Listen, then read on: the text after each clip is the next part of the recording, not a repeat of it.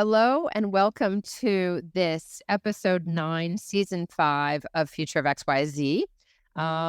It is actually a really big deal episode. It's our 124th overall. Thank you. It is also our final episode in partnership with Rhode Island PBS, which we launched in January of 2023. So we have lots of exciting things coming.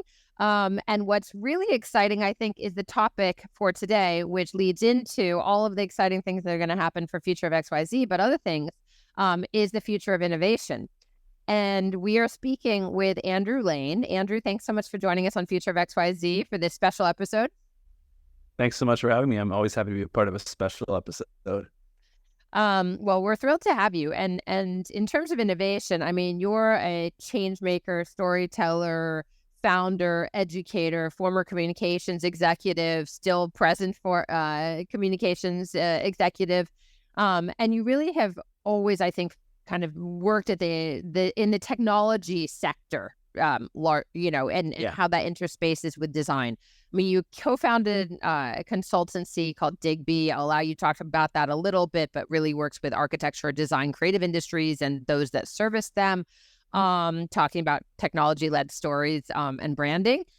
You also co-host the podcast I was on 2 days ago, which is super exciting, Barriers to Entry on the Sandow Surround Network. Congratulations on that, and thanks for having me. Yeah, no, it was great to have you, and it's fun to do the swapping. I always think of those old episodes where like the Jetsons visited the Flintstones and stuff like that. So it's great to do the collaboration for sure. I hadn't thought about that way, but I quite like it. It's a good one. And I think it's actually pertinent because both of us might need to go visit the Flintstones because we're both kind of futurists and thinking ahead. And I think what's really interesting about this, I mean, you grew up in and around and went to school in and live in Toronto, Canada. So I love having the Canadian POV north of the border as well, which tends to be a little bit more global than just the strictly American version. But I think in all of the work that you've been doing over the last, almost 2 decades or so, there's always been this lens towards what's next. I mean, and myself, I feel like the word innovation is overused or more too broadly applied. But I mean, I think innovation is probably in my blood too. And I think of it as kind of the necessary change and risk taking that happens in the world. But in the context of your experience in this conversation, Andrew, would you mind answering the always first question on Future of XYZ, which is, of course, like, how do we define innovation? I think you did a pretty good job in that intro, right? Like it's really about looking a little bit beyond what's in the present and starting to find opportunities to push boundaries. I think what's happened, over the course of my 20 plus years of career is that I've moved from more the experimental type of innovation to the practical type of innovation. So I hope that comes through because it started out in a very creative format. My career began in the entertainment industry, where I was 22 working for 27-year-old co-founders of an entertainment company, and we were building TV shows, but also like Flash website games for children's shows and interactive DVD ROMs and things like this. And one of the things that we did that I always think back on is we created one of the first, if not the first ever, series of short films that were shot on cell phones for cell phones. And everyone was like, you can't even watch these things yet. But it's like, yeah, but it's about what we're going to be able to do. Like we're just trying to make the point that this is coming. So that's what I mean by the more, experimental type innovation.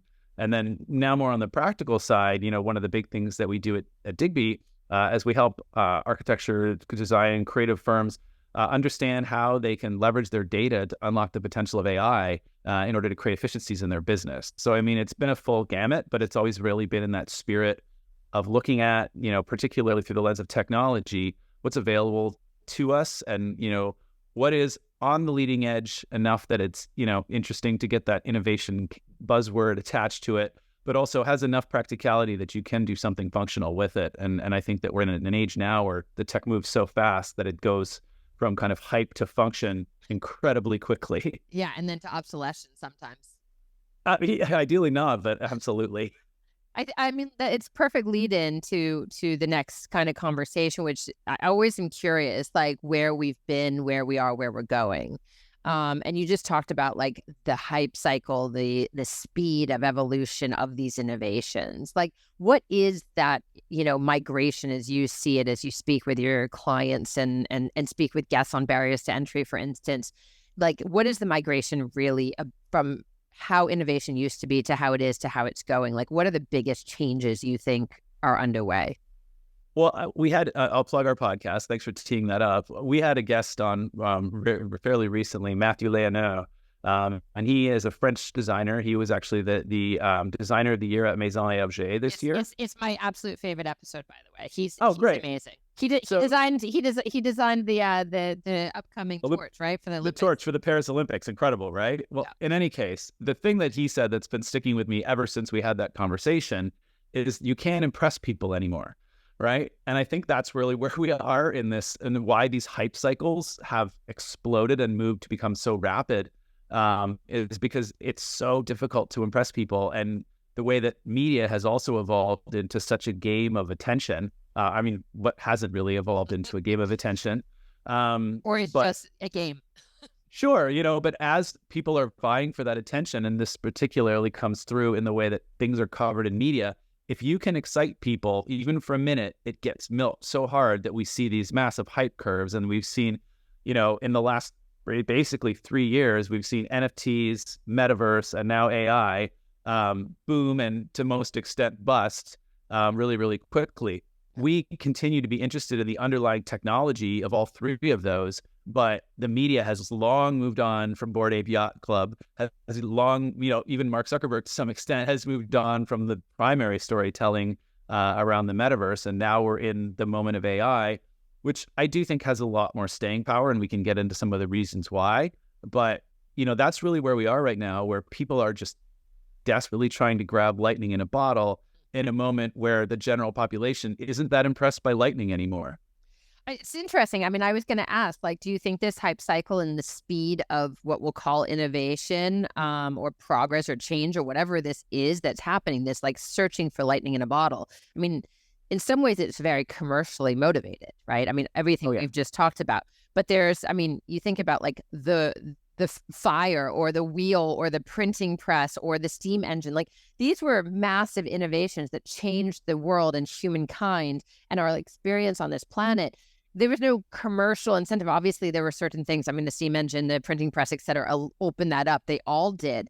They were about efficiencies. And I think that's one of the questions is like, is the hype cycle that we're seeing right now, is it hurtful or harmful to humans over the long term? Are we actually creating real innovations that are going to move the needle for us collectively?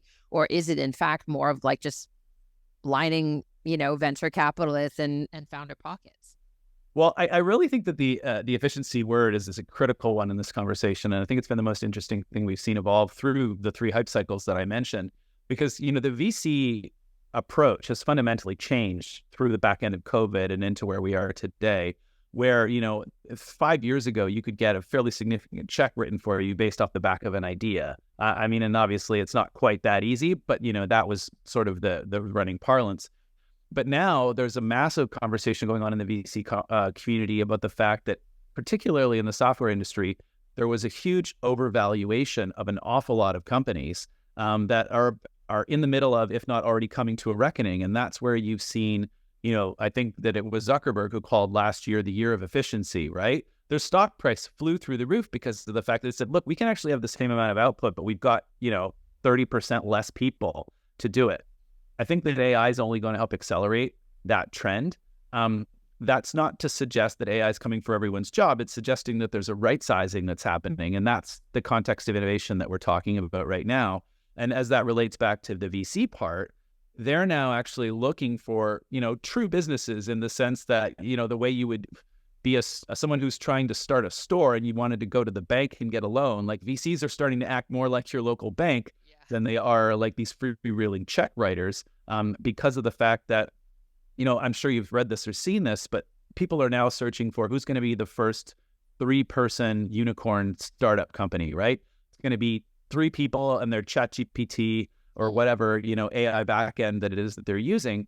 And that's going to be huge. And I think that becomes really interesting when you get into the context of specific industries and the kind of tools and products that we're going to start to see coming out, in the months and years to come, because of the fact that, we actually have a technology now that's disruptive enough to make big companies as big as like the largest ones in the world think about how they need to change the way that they operate, and think about, well, maybe a 70% profit margin isn't going to be feasible for a software company anymore in a world where any person or company can go out and build their own technology with AI that is going to be potentially as good as the incumbent SaaS provider, but with more customization and with more opportunity for, again, efficiency and innovation in their own business. So it's a big ball of cool cascading things that are all happening because of AI. I mean, you talk about in your work with Digby specifically about building things at the intersection of technology and tradition. I'm not a neophyte. I'm not anti-tech or anything else, but I really like the tradition part. I like the craft.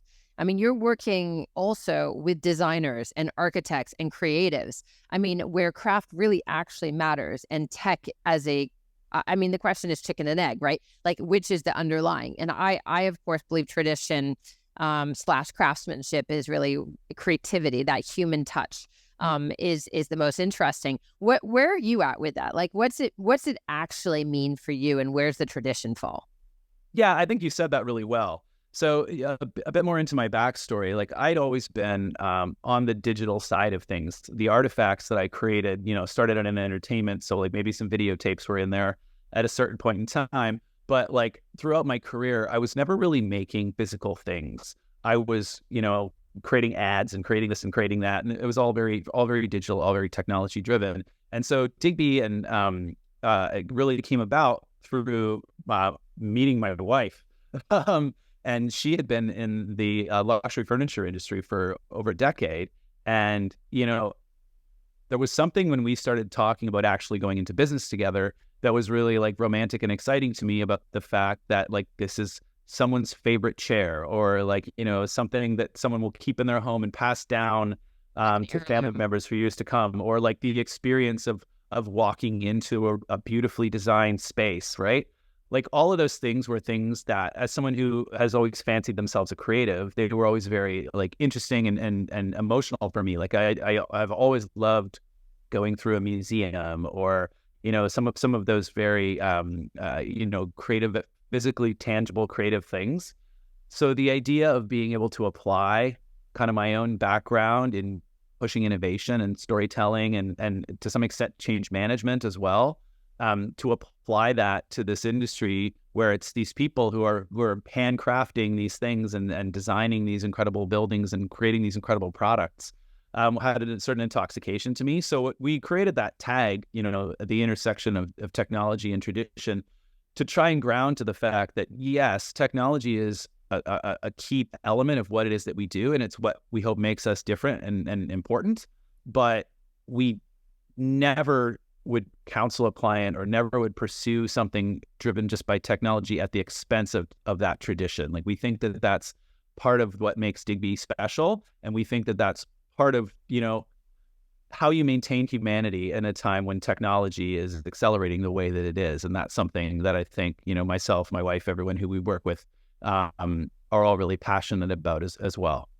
And in terms of like your going backwards in your backstory, I mean, you were at a communications firm I know well, Weber Shadwick, from like 2010 to 2016, which is really kind of like the evolution of Web 2.0. Mm-hmm. I have a question about that. And then I want to actually come to get a definition of these like jargony Web 2.0, Web 3.0 things. But like that experience at Weber, to me, is interesting because during this time, like, so, the iPhone's been introduced, all of this technology is regularly being utilized, but it's just what we talked about before. It's just rapidly exponentializing. And you're in a communications role, which is basically like the intersection of, branding, marketing mixed with this emerging tech, mixed with kind of an education, because consumers don't know what they don't know yet. Businesses and B2B applications don't know. More the businesses, and more the Right? clients at that point. And so this kind of confluence of like the brand and the marketing with the actual emerging tech with the educational piece, like what did you learn during that time? And like, how is it different maybe for consumers versus businesses, different for small companies versus large companies? Yeah. So, I mean, nothing probably was more formative to the ideals behind why we created Digby as my time at Weber Shandwick, for the reasons that you just stated, right? It was a time of this really rapid evolution. It just so happened that it was called Web 2. We didn't ever call it Web 2 that much back then, called it always just social media. And that's when that stuff was all taking off. And I'd been doing that independently, working with some independent clients for a little while. And through that, I came to meet, one of the leaders at the Canadian arm of Weber, and became, one of the first 10 or so digital focused specialists within the North American, and really, for a lot of ways, the global firm. Like, Weber's really grown a lot since I joined in 2010, and it's really impressive. And I still have a ton of ex-colleagues who are there, and lots of other really exciting places too. It's really interesting to see how formative that experience was for so many. Of those first, like I remember I started, and this is maybe cool for you because you were just there, but I started days before South by Southwest in 2010, and immediately was on a plane to Austin to sit down to a breakfast with all of the other digital leads from the major US markets, and really just kind of dove in. And, from there, it was just a ride that hit a lot of the notes that you're describing, right? The consumers are always going to move faster, and that was very much the case at this time. People were diving into these social platforms and starting to do things and interact and spend time there. And then it was a bit of a mad scramble from brands to say how to catch up. I probably showed up at Weber Shandwick, and big firms like Weber Shandwick really grabbed onto this at the fast follower moment. So some of the early brands had already done some things, like, there was already big case studies in like brands like Oreo and Coca-Cola already had these crazy stories of how many likes they had on Facebook and things like that. But as it evolved and got, again, from the experimental to the practical, we started doing really interesting things, like working with brands on crisis communications inside of the social media context, like what happens when you get attacked on Twitter and how do you react to that as a leadership team. And we actually built a simulator that we would tour around and go into large organizations and do day-long simulations with them of how they handle, or in some cases, how they prep. If they had an upcoming legal case that they knew was going to get out into the media, how did they prep for what was going to happen on social? So doing a lot of interesting stuff like that. And then probably the other really big one was navigating the change from social being a get some likes and talk to becoming an ad platform, because that, was something that was paradigm changing probably for the world in a lot of ways. But at that moment in time, it was really interesting working in a business like that, because we really seized it as an opportunity to say, okay, well, we used to like write press releases, but now we're actually doing paid media, because the transition from saying, well, we handled your press releases, so we should handle the way you talk on social media too, to quickly into, okay, now this is a paid platform and you still need to talk that way, even though they're ads now. There was a really interesting evolution that happened in those 6 or 7 years that I was there, in particular. And I think the most exciting thing was working through it with the businesses who were trying to understand the implications of what it meant to be out on the edge like that all the time. Yeah, no, I imagine. So do me a favor, because I want to dive into like a really quick, high low. But will you do a really quick definition of how you see Web 2.0 versus 3.0, and when they broke? Well, if you believe in such things, by the way. There's an argument that Web 2 was broken from the start. And we're still suffering from it. But I mean, Web 2 was really just this idea that, like, Web 1 was just like the idea that we were on the internet, whereas Web 2 was this idea that we could become a lot more social and connective while we're there, and that we have this new level of openness. But at the same time, the platforms that were allowing us to do that were, for large part, they were closed, right? So Web 3 is really a bit of a reaction to that, in terms of just continuing to open up the web, continuing to create layers of transparency, with the blockchain really being one of the key tenets of that, of saying, like, let's use the fact that the internet can be this open place where information can be exchanged, where efficiencies can be created, where traditional old systems can be reimagined. And I think that's really a lot of the hope around the early days of Web 3. I would say that we've kind of moved away from talking about that term. And when I say we, I mean like collectively society, because I think that this AI movement isn't really as much about embracing the principles of Web3 as it is about, an interesting anomaly in terms of the way in which ChatGPT introduced itself to the world and how it became the fastest growing consumer technology in history. I think that just threw us for a curveball at a time when we were very interested in technology as a society. And that's kind of how we quickly swept away from the core tenets of, decentralization, which is core to Web3, and really just talking about this idea of artificial intelligence, which really doesn't, those characteristics aren't really as critical from the standpoint of AI. Although I will say that one thing that seems to be inherent in the new future of the web is that we are moving back to this idea of open. Even Facebook or Meta is being very, very open about the fact that they want to share all their notes and not create a closed model for the future. I'm not gonna pick up the Meta conversation. I have lots of strong feelings on that one. But let's do a quick fun game, Andrew, because I think, as we kind of look towards the future and innovation, I mean, we focused a lot on technology. This is like your wheelhouse, right? But innovation happens beyond that. But let's quickly do a quick deep dive on the technology side. I want to do a rapid fire, like, how are you betting on it? High, low. Okay. Cool. So some of the most hyped innovations at the moment, you just talked about AI. So let's start there. AI. Oh, very high bet on AI. Yeah. I'd go all in. Blockchain. I'd say it's a strong bet. It's a stay. Okay. Can I have a stay? You can have a stay. Med tech. So well, like if you bring AI into it, that's a definite high. I think that med tech, but also personal health, right? Like the ability for people to take different types of control of their own health. So if you're talking about like big pharma, I think they're going to be hurt by AI, generally speaking. I think that's reasonable. The metaverse. I mean, also in full disclosure, you have an interior design metaverse architecture and design award that you are involved in. So I'm going to guess what I know, but like the metaverse. I'm holding on metaverse. It's less about metaverse as a concept, and it's more about this idea that the web is unflattening.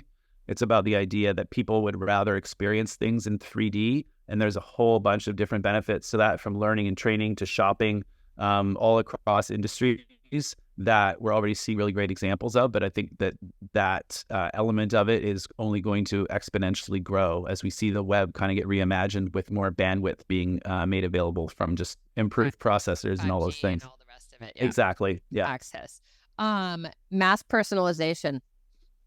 Oh, that's a big buy. Yeah, for sure. Very high. I think that's one of the biggest things about AI. I'm a firm believer that we all are going to have personal assistants in the not too distant future that are actually really good. And that to that health point earlier, that people are going to actually be able to take care of a lot more of preventative and proactive health rather than looking to drugs after you have a problem. Yeah. You'll be able to better understand your body. And be a lot healthier as a society because of the fact that these techs can be so mass personalized. That's awesome. And last one, I guess it comes to the power of our computers that support everything else you just bet on or minimum stayed. But quantum computing. Oh, quantum computing. Quantum computing is a little even outside of my nerd wheelhouse, but it's really this idea that we're going to be able to exponentially increase the ability to compute, right? So when you think about all these things that we're going to start relying on computers for, I think that quantum computing is going to be critical back into that. So I guess I'm buying even higher. I thought there was going to be something I might go low on, but I'm a real optimist around all of this tech. So yes, buying high across the board. Well, it makes sense. I mean, again, I come back to the fact that we're talking about the future of innovation, but we're really focused on tech. And so which I think is that intersection. If I'd asked, like, I could have gone endlessly into like your high-low on tradition, right? And like, and craft and manufacturing and all sorts of other things, but we don't have enough time in this podcast for that. But I do want to use your kind of like self-proclaimed digital optimist moniker to ask, before we get to the very last question, like, what are the other big innovations besides these computing ones that we're talking about, these tech ones, that you think are really going to shape the world over the next 5 to 10 years? And they can be supported with digital because you're a digital optimist. But what's this look like in the next 5 to 10 years? I honestly, the thing I would double down on, I'm sorry, we already talked about it, but anytime I do any kind of a panel or anything, I always leave some room for some kind of a thought around this idea of proactive healthcare. Yeah. I think that that's just going to be a massive area for innovation moving forward. The idea that people can take control of their own health, their own wellness, their own bodies in ways that they were never able to understand before, and have it like spoon fed to them in a lot of ways. No pun, I guess, intended. But I think that that's the thing that I'm the most excited about for the future. If I did have to go on the flip side a little bit, because I feel like I've played my optimism card extensively. The idea, and we talked about this a little bit on our podcast, this idea of like broadly speaking, loneliness, right? This idea that all of these techs have the potential to isolate. And I think, that's why we love working in an industry with craft. That's why when we talk about our business, we call it people-powered innovation, because really we don't think that any of these things can exist without the buy-in and the collaboration of the people who are supporting the tech and who are using the tech to, drive these better outcomes. But I do really hope that, things like the metaverse don't grow in a way that becomes excessively isolating. I hope that we do figure out some of the inherent social challenges of social media, so that, we don't end up in a society where people have a ton of digital luxury, but, no friends. That's not a world I want to be a part of as much. I feel like that's actually like the answer also to the last question, which is like, what's your greatest hope for innovation in the next, in 20 years? Yeah, and I would say, like, I hope that we continue to go down this path to understand that the point of innovation is to make us better at being human. It makes us better at coming together, at collaborating, at conducting commerce, at taking care of ourselves, at taking care of each other, and ultimately, I think it's liberating enough time that we can change the way that we live as a culture. Like, you've even got people like Jamie Dimon coming out and saying you can see technology leading to a shorter work week in the coming years, and he's one of the true advocates of getting to work. And so we know that. Yeah, so I that's my true hope for all of this, is that that the humanity side of it does have the opportunity to shine through. And I do have an optimistic point of view there as well. I think that some of the people who are in some of the highest places are singing from that song sheet. You can be as pessimistic about some of those figureheads as you like, but it's what the narrative is by and large, and I hope that it holds true, and I think that it has a ton of potential to do so. Andrew Lane, thank you so much for joining us on Future of XYZ today, talking about the future of innovation. I really enjoyed it, and I'm really excited we were able to do this cool Flintstone Jetsons exchange. Absolutely. It was great to have you, and it was great to be here as well. Thanks, Lisa. For everyone watching and listening, as mentioned at the start, this is episode 124, Future of XYZ overall. You can find us anywhere you get your favorite podcast, Spotify, Apple, SoundCloud, whatever it's going to be. You can also find us on YouTube as video, all 124 episodes. We are going to take a little pause. You won't be getting another episode in 2 weeks, but we can't wait to come back with episode 125 and all the exciting things that are coming for the future of XYZ. Again, Andrew, thank you. Future of innovation. We got lots of innovation to come. Absolutely. Thanks, Lisa.